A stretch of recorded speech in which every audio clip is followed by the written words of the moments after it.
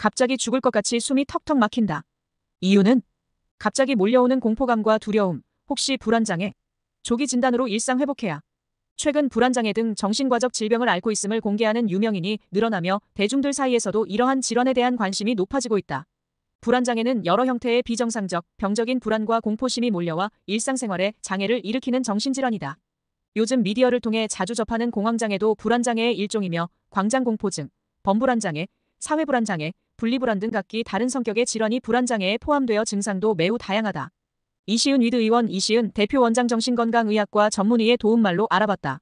이 대표 원장에 따르면 불안장애는 갑자기 가슴이 두근거리고 진땀이 나거나 숨을 제대로 쉴 수 없다는 느낌이 들거나 어지럽고 쓰러질 것 같은 느낌이 들고 죽을 것 같은 두려움과 공포감이 몰려오는 등 여러 증상이 나타날 수 있다. 이 대표 원장은 이러한 증상이 나타났을 때 신체 검사를 했지만 특별히 이상한 점을 발견하지 못한다면 불안장애일 가능성이 높다고 말한다. 특히 갑자기 특정 상황에 맞닥뜨렸을 때 정신적 고통, 신체 증상이 발생하거나 악화되면 불안장애를 의심해야 한다. 좁은 공간이나 대중교통 탑승 시, 터널 안 등 일상 속에서 예측 불가능하게 갑자기 증상이 나타날 때에도 불안장애일 수 있다. 불안장애는 방치하면 더욱 악화되어 치료에도 많은 어려움을 겪게 되므로 가급적 초기에 진단, 치료해야 한다. 따라서 불안장애가 의심된다면 정신건강의학과를 방문해 진료를 받아보는 것이 좋다.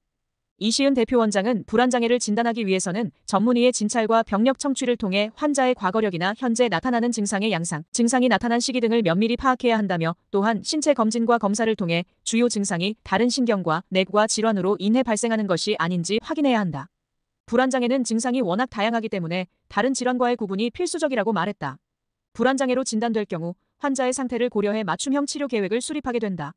주요 증상과 세부 진단명에 따라 치료법이 달라질 수 있으나 기본적으로는 불안 증상을 경감하기 위해 항우울제나 항불안제 등 약물을 사용한다. 정신과적인 약물 치료에 대해 세간의 부정적인 인식이 퍼져 있어 약물 복용을 꺼리는 환자도 적지 않지만 약물을 적절히 사용하면 장기적으로 내적 긴장감이나 불안을 줄여 증상의 재발을 방지하는 데 효과적이기 때문에 전문의의 지시에 따라 약물을 성실히 활용해야 한다. 이시은 원장은 불안장애는 개인의 의지나 기가 약해 발생하는 문제가 아니라 치료가 필요한 정신과적 질환이다.